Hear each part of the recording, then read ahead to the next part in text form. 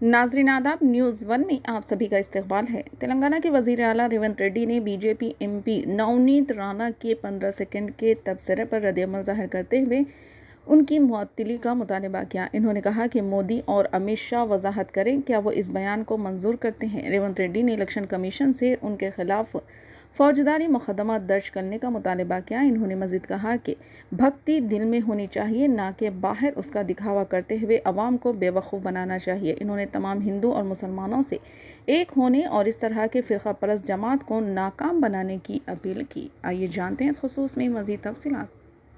రెచ్చగొట్టే ప్రకటన చేసిన పార్లమెంట్ సభ్యురాలి మీద తక్షణమే ఎన్నికల అధికారులు క్రిమినల్ కేసులు పెట్టాలి, అరెస్టు చేయాలి. మతాన్ని అడ్డం పెట్టుకొని ఎన్నికల్లో ఓట్లు అడిగి ప్రజల్ని రెచ్చగొట్టడం తీవ్రమైన నేరం.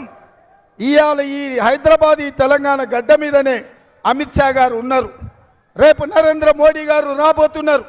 నేను అడుగుతున్న అమిత్ షా నరేంద్ర మోడీని, మీ పార్లమెంట్ సభ్యురాలు, మీ పార్టీ నాయకురాలు 15 సెకండ్ల సమయం ఇస్తే ఈ దేశంలో కోట్లాది మంది ప్రజల్ని అంతు చూస్తామన్నారు. మీరు సమర్థిస్తున్నారా? మీరు శిక్షిస్తారా? ఒకవేళ మీరు సమర్థించకపోతే తక్షణమే మీ పార్టీ నుంచి బహిష్కరించండి. ఇవాళ కాంగ్రెస్ పార్టీ చెబుతుంది, దేవుడు గుడిలో ఉండాలి, భక్తి గుండెల్లో ఉండాలి. పోలింగ్ బూత్లో బీజేపీలు బిచ్చమెత్తుకున్నట్లు ఓట్లు కొల్లగొట్టాలని ఏదైతే ఆలోచన చేస్తుండ్రో ఇది దుర్మార్గమైన ఆలోచన.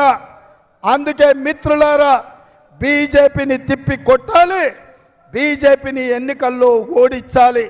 ఇవాళ ఆనాడు సోనియమ్మ ఖమ్మంలో ఉక్కు కర్మాగారం ఇచ్చింది, కానీ బీజేపీ మాత్రం మనకు గాడిద గుడ్డిచ్చింది.